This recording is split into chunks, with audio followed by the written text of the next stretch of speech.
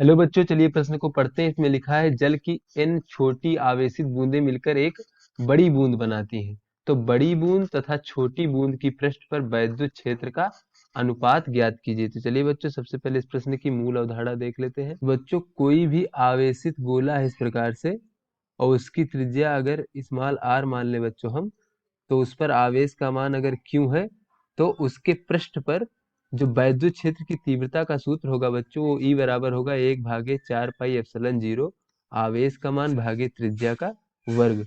तो बच्चों, ये हमारे वैद्युत क्षेत्र की तीव्रता का सूत्र हो गया।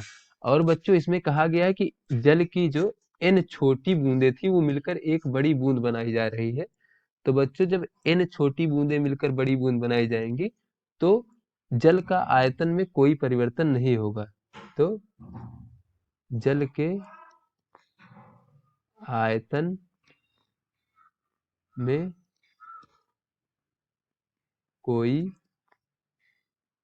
परिवर्तन नहीं होगा n छोटी बूंदों से एक बड़ी बूंद बनाने पर। बच्चों, जल का परिमाण तो उतना ही रहेगा जितना पहले था, क्योंकि n छोटी बूंदों से मिलकर अगर एक बड़ी बूंद बना दी जाए तो जल के आयतन में कोई परिवर्तन नहीं होगा। तो चलिए बच्चों, अपने प्रश्न को हल करते हैं। तो बच्चों, यहाँ पे अगर हम मान लें कि माना छोटी बूंद पर आवेश, तो बच्चों अगर हम मान लें कि एक जो छोटी आवेशित जल की बूंद थी उस पर आवेश का मान Q था, और बच्चों ये मान लें कि छोटी बूंद की त्रिज्या, तो बच्चों अगर हम छोटी बूंद की त्रिज्या को स्मॉल r मान लें और बड़ी बूंद की त्रिज्या को कैपिटल R मान ले बच्चों यहाँ पर, तो बच्चों मूल अवधारणा से कि जब n छोटी बूंदों से मिलकर एक बड़ी बूंद बनती है तो जल के आयतन में कोई परिवर्तन नहीं होता है। तो यहाँ पे बच्चों पहले जितना आयतन था और बाद में जो आयतन रहेगा वो बराबर रहेगा। तो यहाँ पे लिख लेते हैं बड़ी बूंद का आयतन बराबर n छोटी बूंदों से मिलकर बना है ये बड़ी बूंद, तो n गुणे एक छोटी बूंद का आयतन। चलिए बच्चों, इसको आगे हल करते हैं। तो बच्चों, बड़ी बूंद की त्रिज्या कैपिटल R है, तो इसका आयतन जो है बच्चों 4/3 पाई कैपिटल R की घात 3 लिखा जाएगा। उसके बाद कैपिटल N गुणे छोटी बूंद की त्रिज्या स्मॉल r है, तो इसका आयतन स्मॉल r की घात 3 इस प्रकार से हो जाएगा। तो यहाँ से बच्चों 4/3 पाई ये दोनों तरफ कट जाएगा बच्चों इस प्रकार से। तो यहाँ से हमें प्राप्त हो गया r की घात 3 बराबर कैपिटल N स्मॉल r की घात 3।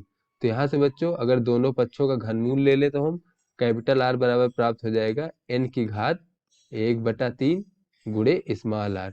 तो बच्चों ये हमें बड़ी बूंद और छोटी बूंद की त्रिज्या में संबंध प्राप्त हो गया। तो बच्चों चलिए देख लेते हैं कि छोटी बूंद की पृष्ठ पर वैद्युत क्षेत्र का मान क्या होगा। छोटी बूंद के पृष्ठ पर वैद्युत क्षेत्र, तो बच्चों इसे अगर हम ई से प्रदर्शित कर लें तो इसका मान हो जाएगा 1/4πε0 छोटी बूंद पर आवेश स्मॉल क्यू हमने यहाँ पर माना है बच्चों, भागे छोटी बूंद की त्रिज्या r का वर्ग।